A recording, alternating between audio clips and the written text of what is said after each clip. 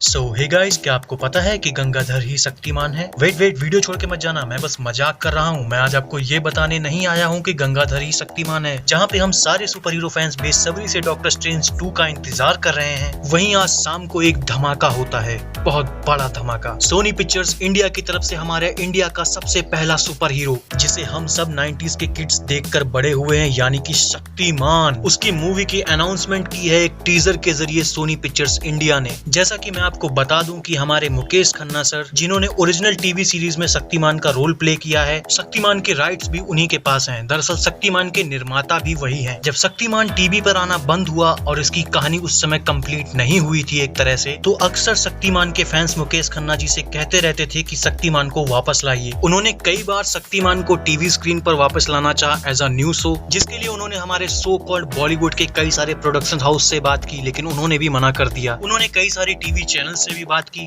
पर सबका जवाब था नहीं, ये ओल्ड फैशन हो चुका है, इसे किसी अलग तरह से दिखाते हैं। पर मुकेश खन्ना जी का मानना था कि शक्तिमान के कैरेक्टर या उसके किसी भी चीज से या उसकी स्टोरी लाइन से कोई भी छेड़छाड़ नहीं होनी चाहिए, क्योंकि वो अगर ऐसा करने के लिए तैयार हो जाते तो शक्तिमान में और बाकी सारे सुपर हीरोज में कोई भी डिफरेंस नहीं रह जाता। लेकिन मुकेश खन्ना जी ने फिर भी हार नहीं मानी और वो शक्तिमान का प्रोजेक्ट लेकर पहुंचे डिज्नी के पास। और शायद आपको ये सुन के बहुत ज्यादा हैरानियत होगी कि डिज्नी ने भी मना कर दिया, और फिर इन सब बातों के बाद सिर्फ शक्तिमान की बातें ही होती रहीं और हमें कोई भी प्रोजेक्ट अपकमिंग नहीं दिखाई दे रहा था। पर मुकेश खन्ना जी अपने यूट्यूब वीडियोस में अक्सर कहा करते थे कि वो शक्तिमान को वापस ला कर रहेंगे, और हाल ही में उन्होंने कहा था कि जब उनके यूट्यूब चैनल पर 1 मिलियन सब्सक्राइबर्स हो जाएंगे तो वो एक सरप्राइज अनाउंसमेंट करेंगे। और लीजिए, उनके 1 मिलियन सब्सक्राइबर्स होने के बाद ही उन्होंने शक्तिमान का टीजर अनाउंस कर दिया। और शक्तिमान का ये जो टीजर, ये थोड़ा सा एनिमेटेड लग रहा है, क्योंकि ये सिर्फ अभी एक अनाउंसमेंट है, ना कि एक्चुअल कोई ट्रेलर। तो मैं आपको बता दूं कि ये कोई एनिमेटेड सीरीज या टीवी सीरीज नहीं होगी,